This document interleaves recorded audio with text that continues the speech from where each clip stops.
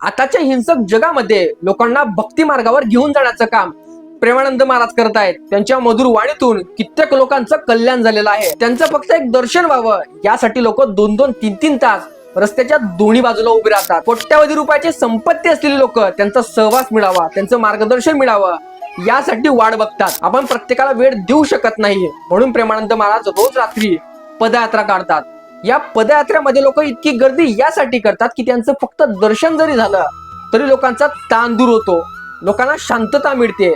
आणि हीच गोष्ट आता वृंदावनच्या काही VIP सोसायटी मधल्या लोकांना नकोसं झालं आहे. तुम्हाला जर इतका त्रास होता तर तुम्ही स्वतः जर प्रेमानंद महाराजांकडे गेलं असतात तर त्यांनी यावर तुम्हाला नक्कीच काहीतरी समाधानकारक उत्तर दिलं असतं. आता सध्या कंडिशनला ही पदयात्रा थांबवण्यात आलेली आहे. एखादी संत महात्मे लोकांना या हिंसक जगामध्ये भक्ती मार्गावर घेऊन जात आहेत, हे सुद्धा लोकांना आता नकोसं झालेलं आहे.